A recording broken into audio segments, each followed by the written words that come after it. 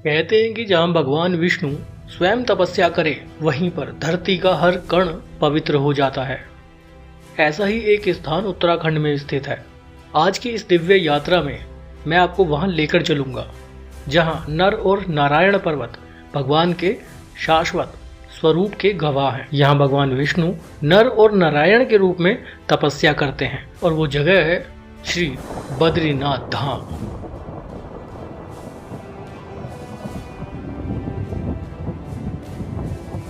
आज मैं आपको इस यात्रा की संपूर्ण जानकारी दूंगा। यहाँ कैसे आ सकते हैं, यहाँ कहाँ रुक सकते हैं, यात्रा में कुल कितना खर्चा होगा, कैसे बहुत कम समय में और बहुत कम खर्चे में इस पूरी यात्रा को किया जा सकता है। जानने के लिए इस वीडियो को पूरा जरूर देखिएगा। जाना ना जाना बात की बात है, आपकी घर बैठे इस वीडियो के माध्यम से यात्रा हो जाएगी। जय श्री बद्रीनाथ जी, हर हर महादेव।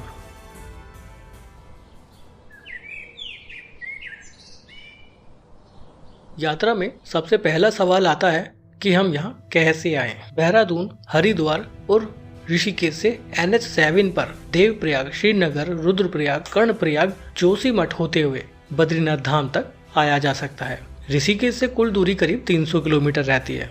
समय कितना लगेगा ये वहाँ के मौसम और ट्रैफिक पर निर्भर करता है। बीच बीच में जगह जगह पर हमें पंचप्रयाग के दर्शन होते हैं, खास तौर पर देवप्रयाग जहाँ अलकनंदा और भागीरथी नदी मिलकर गंगा जी बनती है। अगर आप बाई ट्रेन आना चाहते हैं तो निकटतम बड़े रेलवे स्टेशन हरिद्वार और ऋषिकेश में है। वहाँ से आगे रोड जर्नी ही रहती है। अगर आप बाई फ्लाइट आना चाहते हैं तो नज़दीकी एयरपोर्ट देहरादून का जॉली ग्रांट एयरपोर्ट है। एयरपोर्ट से बद्रीनाथ धाम तक आपको बाय रोड ही बस या टैक्सी से आना होगा। हरिद्वार और ऋषिकेश से चलने वाली बस में किराया करीब 600 से 700 रुपये रहता है बद्रीनाथ धाम तक, जो सुबह 5 या 6 बजे से चलना शुरू हो जाती है। तो भाई ये सारी बसेस लगी हुई हैं केदारनाथ धाम के लिए, बद्रीनाथ धाम के लिए, और देखो उधर भी खड़ी हुई हैं। ये देखो कितनी सारी लाइन से बस लगी हुई हैं। हरिद्वार में अभी मैं मौजूद हूँ। उधर सामने बस स्टैंड है और इधर रेलवे स्टेशन है। और शाम को आपको बद्रीनाथ धाम छोड़ देंगी। इस पहाड़ी रास्ते पर चलते वक्त मैं आपको एक सलाह देना चाहूँगा। और ये पहाड़ी ड्राइव बहुत लंबी है। पहाड़ी मोड़, ऊंचाई और मौसम बदलता रहता है। बरसात के मौसम में जुलाई अगस्त में तो कई अलग अलग लैंडस्लाइड जोन बन जाते हैं। उस समय की यात्रा अपडेट लेकर ही यात्रा करें। रोड कंडीशन की बात करूं तो NH7 वैसे तो रास्ता काफ़ी अच्छा बन चुका है। चारधाम रोड प्रोजेक्ट के तहत जगह जगह पर रोड को चौड़ा किया जा चुका है, लेकिन ये हिमालय है, सरप्राइज हमेशा मिलते रहेंगे। सूखे मौसम में राइड स्मूथ रहती है, आसानी से आप जा सकते हैं, लेकिन मानसून में छोटे छोटे रुकावट लैंडस्लाइड पॉइंट एक्टिव हो जाते हैं। जोशीमठ के पास में भी काफ़ी सारे लैंडस्लाइड पॉइंट हैं। श्रीनगर और रुद्रप्रयाग के बीच भी कई जगहों पर लैंडस्लाइड जोन बने हुए हैं, जहां पर कभी कभी बहुत ज़्यादा समय लग जाता है। अगर आपको अपनी गाड़ी चलाने का एक्सपीरियंस है पहाड़ों पर तो अपनी कार लेकर आ सकते हैं। कोशिश करें कि ड्राइव दिन में ही करें, रात में यहाँ चलना सुरक्षित नहीं है। तो इस तरह आप पूरी रोड ट्रिप करने के बाद बद्रीनाथ धाम पहुँच जाएंगे। पहुँचने के बाद बात आती है रुकने की, स्टे की। होटल, धर्मशाला, गेस्ट हाउस, आश्रम कहाँ कहाँ और कितने हैं। रुकने की आपको यहाँ कोई टेंशन लेने की जरूरत नहीं है, बहुत ऑप्शन है। जोशीमठ में भी, बद्रीनाथ धाम में भी, और बीच में मौजूद जितने भी प्रयाग हैं उन सभी जगहों पर रुकने की व्यवस्था है। बद्रीनाथ धाम में GMBN के रेस्ट हाउस भी हैं, private hotel, lodge, guest house और कुछ बड़े बड़े आश्रम भी बने हुए हैं। पीक सीजन यानी मई, जून, सितंबर और अक्टूबर में अगर आप यात्रा करते हैं तो पहले से बुकिंग कर लें, आपको काफ़ी सुविधा हो जाएगी। होटल के किराए की बात करें तो जुलाई अगस्त में यहाँ पर 800-1000 रुपये में आसानी से रूम मिल जाता है। वहीं मई, जून या सितंबर, अक्टूबर की बात करें तो 1200-1500 से रूम की शुरुआत हो जाती है। चलिए आपको लेकर चलता हूँ सीधे बद्रीनाथ धाम मंदिर में, दर्शन कराता हूँ। साथ ही यहाँ मौजूद नर और नारायण पर्वत के भी दर्शन कराऊंगा। तो फ्रेंड्स अभी जा रहे हैं बद्रीनाथ धाम मंदिर में दर्शन करने के लिए। बहुत नया डेवलपमेंट हुआ है बद्रीनाथ धाम में, आप देख ही रहे होंगे, नज़ारे देख रहे हो। रथ वगैरह तो देख लो कितने बने ही बने हैं। वहाँ वो झरना देखो आप, क्या मस्त झरना लग रहा है। और इधर देखो ये नई नई इमारतें बन गई हैं यहाँ पे। चलते हैं आगे। ये जी यहाँ से रास्ता श्री बद्रीनाथ धाम मंदिर का, तप्तकुंड भी उधर ही है और ब्रह्म कपाल भी इधर ही है। विकास की तो एक नई लहर आई है बद्रीनाथ धाम में, क्योंकि मास्टर प्लान के तहत यहाँ पर विकास कार्य हुआ है। तो गाइस बद्रीनाथ धाम मंदिर में दर्शन करने जा रहे हैं। प्रसाद ले लेते हैं पहले। अच्छा, और 150 वाले में कौन सा है? ये ले लो, एक और ले लो। प्रसाद ले लिया है। चलते हैं बद्रीनाथ धाम में दर्शन करने के लिए। भीड़ बहुत ज़्यादा तो नहीं है, अब देखते हैं कैसे दर्शन होते हैं, कितना समय लगता है। दर्शन कैसे करें, टाइमिंग क्या है, वो सारी चीज़ें भी बता देता हूँ, लेकिन सबसे ज़रूरी है दर्शन का सही तरीका। बद्रीनाथ धाम यात्रा पर आने के लिए आपको चारधाम यात्रा के ऑनलाइन पोर्टल पर रजिस्ट्रेशन करवाना अनिवार्य है। अगर आपने ऑनलाइन रजिस्ट्रेशन नहीं कराया है तो हरिद्वार और ऋषिकेश में मौके पर भी कियोस्क बने हुए हैं, रजिस्ट्रेशन काउंटर बने हुए, वहाँ भी आपका यात्रा पंजीकरण करवा सकते हैं। यात्रा पंजीकरण से आपको बहुत फ़ायदा होगा। आप इस वेबसाइट पर जाकर पंजीकरण खुद भी कर सकते हैं। बद्रीनाथ धाम मंदिर के खुलने और बंद होने के समय के बारे में जानकारी दे देता हूँ। बद्रीनाथ धाम मंदिर के खुलने और बंद होने का एक निश्चित समय है। सुबह 4:30 बजे से दोपहर को 1 बजे तक मंदिर खुला रहता है। उसके बाद शाम को 4 बजे से रात के 9 बजे तक मंदिर खुलता है। ये यहाँ का एक निर्धारित समय है, लेकिन जब भीड़ बहुत ज़्यादा हो जाती है तो समय में कुछ फेरबदल भी कर दिया जाता है। वहाँ का लोकल नोटिस देखकर आप दर्शन के लिए जा सकते हैं। बद्रीनाथ मंदिर में कुछ खास आरतियों का भी आयोजन किया जाता है। सुबह महाभिषेक आरती होती है, शाम को गीता रामायण गीता गोविंद पाठ होता है और रात में शयन आरती होती है। तो फ्रेंड्स अभी बद्रीनाथ धाम में मौजूद हूँ। नज़ारा आप देख रहे हैं मंदिर का। दर्शन करते हैं, उसके बाद आपसे मिलूँगा, लेकिन आसपास के व्यू में पहले आपको दिखा देता हूँ। देख रहे हो काफ़ी ज़्यादा लोग हैं, लेकिन जितनी भीड़ मई और जून के महीने में होती है ना, उसकी तो मैं कह रहा हूँ 1/3 भी नहीं है। बहुत अच्छे दर्शन हो रहे हैं, लाइन भी नहीं है। आप देख रहे हो ना, शाम का वक्त है, अभी लाइन भी नहीं है। चारों तरफ मंदिर परिसर देखिए, दर्शन कीजिए। कमेंट बॉक्स में एक बार जय बद्री विशाल, जय बद्रीनाथ धाम जरूर लिखिएगा। मंदिर के दर्शन की बात करूं तो यहाँ पर एक आध्यात्मिक मान्यता है। तप्तकुंड में स्नान के बाद ही मंदिर में दर्शन करने जाना चाहिए, ऐसी मान्यता है। ये जो नज़ारा आप देख रहे हैं ये तप्तकुंड का है।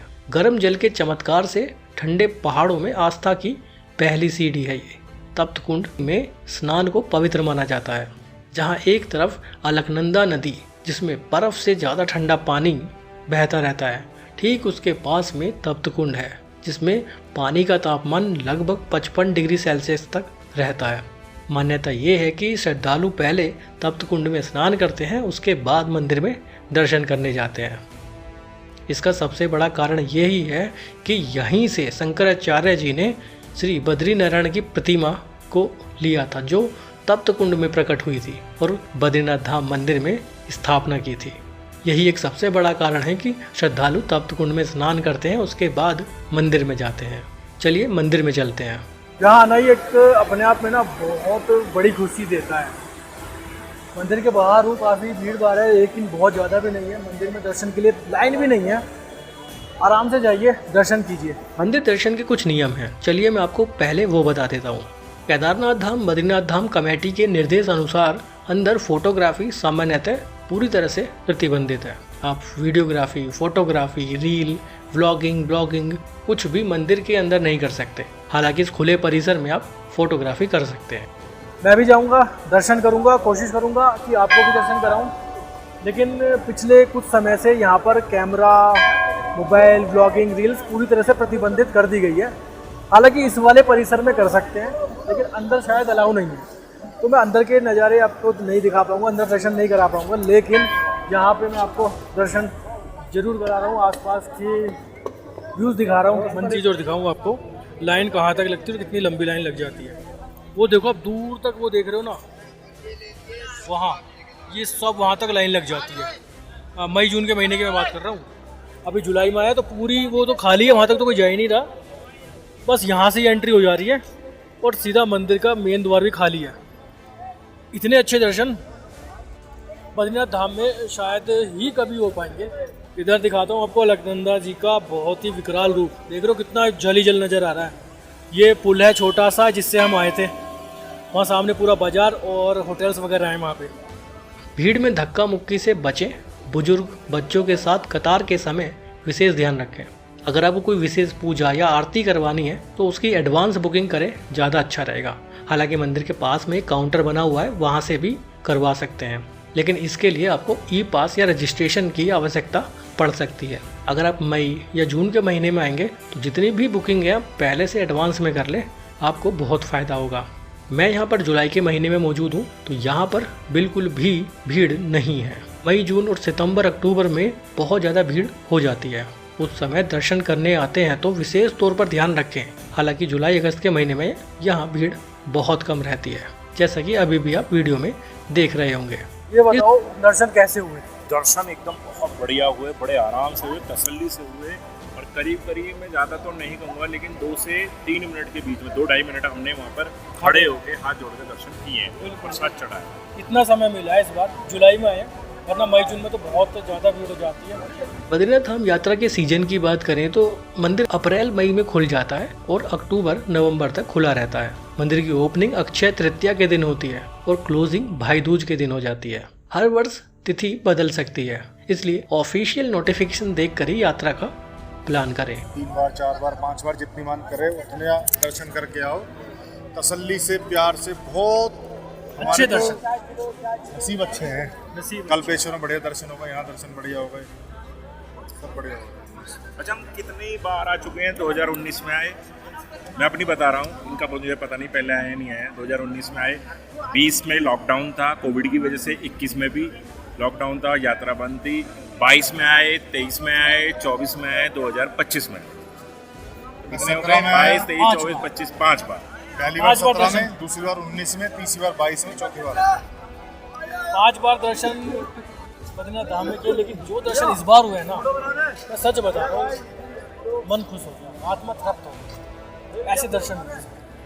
तो एक बार कमेंट बॉक्स में जय बद्री विशाल जरूर लिखिएगा। बोल बद्री विशाल की जय, जयकारा वीर बजरंगी। हर हर महादेव। धाम की भौगोलिक बनावट भी उतनी ही दिव्य है जितनी इसकी कथा। मंदिर अलकनंदा नदी के तट पर मौजूद है, करीब समुद्र तल से 3133 मीटर की ऊंचाई पर स्थित है। फीट में बात करें तो करीब 10,170 फीट की ऊंचाई पर मंदिर मौजूद है। मंदिर के सामने नर पर्वत है और पीछे नारायण पर्वत है। जो सामने आप पर्वत देख रहे हैं, ये नर पर्वत है। नीचे बद्रीनाथ धाम का पूरा बाजार बसा हुआ है और उसके बीच में अलकनंदा नदी है। उसके एक छोर पर तप्त कुंड है, यहाँ बद्रीनाथ धाम मंदिर मौजूद है। और ठीक इसके पीछे नारायण पर्वत है। दूर तक नजर जाए तो वहाँ पर हमें नीलकंठ पर्वत भी नजर आता है। सुबह की जब पहली किरण निकलती है तो पूरा बद्रीनाथ धाम चमक उठता है। अलकनंदा नदी के उद्गम की बात करें तो सतोपंथ ग्लेशियर से अलकनंदा नदी का उद्गम होता है और देवप्रयाग में भागीरथी नदी से मिलकर गंगा जी का रूप ले लेती है। भागीरथी नदी गंगोत्री धाम से आती है। यही वजह है कि ऋषिकेश बद्रीनाथ रूट पर पंचप्रयाग इतने पावन स्थल हैं। बद्रीनाथ धाम को मोक्ष की नगरी माना जाता है। कहा जाता है कि अगर यहाँ कोई व्यक्ति आता है और सही नियम अनुसार दर्शन करता है, पूजा पाठ करता है, तो उसे मोक्ष की प्राप्ति हो जाती है। चलिए अब मैं आपको लेकर चलता हूँ यहाँ के बाजार की। बहुत बढ़िया दर्शन हुए। चलते हैं बाजार में, बद्रीनाथ धाम का बाजार घुमाता हूँ आपको। देखते हैं, कुछ खरीदारी करते हैं। पहाड़ों की महक बाजार में भी मिलेगी। बद्रीनाथ धाम मार्केट में पूजा सामग्रियाँ, प्रसाद, ऊनी वस्त्र, स्थानीय जड़ी बूटी, हर्बल चाय और आसपास के गढ़वाली उत्पाद जैसे राजमा, पिन्नी इत्यादि बहुत जगह मिलती है। मंदिर जोन में सात्विक भोजन के छोटे छोटे ढाबे, लंगर स्टाइल किचन भी आप देख सकते हैं। आप यहाँ पर स्थानीय गाइड या दुकानदार से ताज़ा जानकारी लें। सीजन के अनुसार दुकानें बदलती रहती हैं। तो फ्रेंड्स, अभी बद्रीनाथ धाम के मेन बाजार में हैं। बाजार के नज़ारे आप देख रहे हैं, बहुत बढ़िया बाजार है। और चारों धाम में सबसे बेस्ट, जो सबसे अच्छा बाजार है, वो बद्रीनाथ धाम में ही देखने के लिए मिलता है। इस रोड पर भी काफ़ी सारी धर्मशालाएँ बनी हुई हैं और इधर भी हैं, लेकिन यहाँ कार लेकर नहीं आ सकते, बाइक वगैरह से आ सकते हो, नहीं तो आपको गाड़ी पार्किंग में लगा के पैदल आना पड़ेगा। दूध जलेबी के लिए यहाँ अरेंजमेंट, फूड के लिए ऐसे ऐसे रेस्टोरेंट, कैफे, ढाबे बने हुए हैं। कपड़ों की खरीदारी करनी है तो वो भी बहुत सारी दुकानें हैं। मुख्य बाजार है ये बद्रीनाथ धाम। यहाँ पे खरीदारी के लिए अपने आप ही लोग आ जाते हैं, कुछ भी खरीदारी कर सकते हैं आप। ब्रेसलेट, माला, बैजंती माला, तुलसी माला और भी तरह तरह की चीज़ें आप खरीद सकते हैं। सिक्के खरीद सकते हैं बद्रीनाथ धाम जी के। अगर आपको कोई खरीदारी करनी है तो यहाँ का बाजार उत्तराखंड के चारों धाम में सबसे अच्छा बाजार है। और बद्रीनाथ धाम भारत के पवित्र चारों धाम रामेश्वरम, जगन्नाथपुरी, द्वारकाधीश के बाद एक धाम है। अब मैं आपको बताता हूँ कि बद्रीनाथ धाम आने के बाद आप आसपास में और कहाँ घूमने जा सकते हैं। आप एक दिन और निकालिए तो आप कुछ और जगहों पर घूम सकते हैं। आप बद्रीनाथ धाम से माना गाँव जा सकते हैं, जिसकी दूरी 3 से 4 किलोमीटर है। भारत का प्रथम गांव कहलाता है माना गांव। यहाँ पर आप व्यास गुफा, गणेश गुफा, गर्जना करती सरस्वती नदी का उद्गम स्थल भी देखेंगे। भीम पुल भी आप यहाँ पर देखेंगे, एक विशाल शिलाखंड जिसे भीम ने सरस्वती नदी और 2 पहाड़ों के बीच में रख दिया था। कहते हैं कि यहीं से आगे बढ़कर 5 पांडव स्वर्ग के लिए गए थे। इस बात का जिक्र हिंदू धर्म के पवित्र ग्रंथ महाभारत में भी किया गया है। यहाँ से इसी रास्ते से होते हुए आप वसुंधरा वाटरफॉल देखने भी जा सकते हैं। जुलाई अगस्त में आप इस यात्रा से बचें, क्योंकि उस समय यहाँ पर बहुत ज़्यादा बारिश होती रहती है। आप चाहें तो विष्णु जी की चरण पादुका देखने भी जा सकते हैं। यहाँ से एक रास्ता जाता है विष्णु जी की पादुका के लिए। थोड़ा सा पैदल ट्रैक करके वहाँ से जाते हैं। वो वाटरफॉल आप देख रहे हो, वो जो वाटरफॉल देख रहे हो ना वो सामने, उसके सामने से एक रास्ता जाता है ऊपर। वहाँ विष्णु जी की चरण पादुका है, चाहे तो वहाँ भी जा सकते हैं। ये जो रास्ता है ना, और ये जो रास्ता है, ये रास्ता जाता है विष्णु पादुका के लिए यहाँ से। बद्रीनाथ धाम मुख्य मंदिर के बाईं ओर से ही विष्णु पादुका के लिए 3 किलोमीटर का एक पैदल रास्ता है। इसके अलावा अगर आप जोशीमठ आते हैं तो जोशीमठ में भी आप बहुत सी जगहों पर घूमने जा सकते हैं। सर्दियों में जब बद्रीनाथ धाम के कपाट बंद हो जाते हैं तो जोशीमठ में मौजूद नरसिंह मंदिर में आप दर्शन कर सकते हैं। यानी आप सर्दियों में भी बद्रीनाथ धाम के दर्शन जोशीमठ आकर कर सकते हैं। अगर आप जोशीमठ में रुकते हैं तो आप एक दिन निकाल कर ओली की यात्रा पर भी जा सकते हैं। यहाँ से ओली का भी एक रास्ता डाइवर्ट हुआ था पीछे, 14 किलोमीटर ओली है यहाँ से। बद्रीनाथ धाम के मौसम और यहाँ के बेस्ट सीजन की बात करें तो सबसे अच्छा समय है मई और जून, या फिर सितंबर अक्टूबर। जुलाई अगस्त में भारी बारिश, लैंडस्लाइड रिस्क बहुत ज़्यादा रहता है। नवंबर से अप्रैल तक मंदिर बंद रहता है। कोशिश कीजिए अगर आप इस यात्रा पर आते हैं तो गर्म कपड़े साथ लेकर जरूर आएँ, क्योंकि किसी भी मौसम में आप यहाँ आइएगा, यहाँ पर हमेशा ठंड रहती है। विंड प्रूफ जैकेट आप पहन सकते हैं, क्योंकि बहुत ठंडी हवाएं यहाँ पर चलती हैं। बारिश के मौसम में आते हैं तो रेन कोट जरूर लेकर आएँ। सनस्क्रीन अपने साथ जरूर रखें, क्योंकि जब यहाँ पर धूप निकलती है तो वो बहुत तेज होती है। 10,170 फीट की आप हाइट पर होंगे। ऊंचाई पर मौसम कभी भी बदलता रहता है। बद्रीनाथ धाम के फूड की बात करें, खान पान की बात करें तो यहाँ पर सात्विक खाइए, हाइड्रेटेड रहिए और हाई एल्टीट्यूड का ध्यान रखिए। मंदिर के आसपास सिंपल नॉर्थ इंडियन गढ़वाली सात्विक खाना, दाल, चावल, रोटी, सब्जी, खिचड़ी, गरम चाय आसानी से मिल जाती है। बहुत ज़्यादा ऊंचाई पर है। अगर आप पहली बार आते हैं तो धीरे धीरे चलिए, ज़्यादा पानी पीजिए, भोजन कम कीजिए। ये 3 नियम याद रखें, आपकी यात्रा बहुत अच्छी होगी। शराब और स्मोकिंग से दूर रहिए, यहाँ पर पूर्णतः प्रतिबंधित है। बद्री विशाल, जहाँ कथा, प्रकृति और दर्शन तीनों एक साथ मिलते हैं। यह धाम आदि शंकराचार्य द्वारा पुनर्स्थापित गर्भगृह में काली शिला की लगभग 1 मीटर ऊंची मूर्ति में श्री बद्रीनारायण विराजते हैं। 2 हाथों में शंख, चक्र और ध्यान मुद्रा में विराजमान इस मंदिर में स्वयं नारायण विराजते हैं। परंपरा अनुसार यहाँ के जो मुख्य पुजारी हैं वो केरल के नंबूदरी ब्राह्मण होते हैं। कहते हैं कि तप्त कुंड, नारद कुंड और अलकनंदा नदी का तट इस धाम के लिए एक मुख्य ऊर्जा प्रदान करते हैं। इतने शोर में, अलकनंदा नदी की गर्जना में भी यहाँ एक अद्भुत शांति का एहसास होता है। बिना देर किए बस रजिस्ट्रेशन करिए, मौसम देखिए और आस्था के साथ निकल पड़िए। वीडियो अच्छी लगी हो तो लाइक करिएगा, शेयर करिएगा उन सभी लोगों के साथ जिन्हें घूमने का शौक है। क्या पता इस वीडियो से उनकी कुछ हेल्प हो जाए। फिर मिलेंगे आपसे एक नई जगह पर, एक नई जगह की इन्फॉर्मेशन के साथ। तब तक के लिए बाय। जय बद्री विशाल। हर हर महादेव।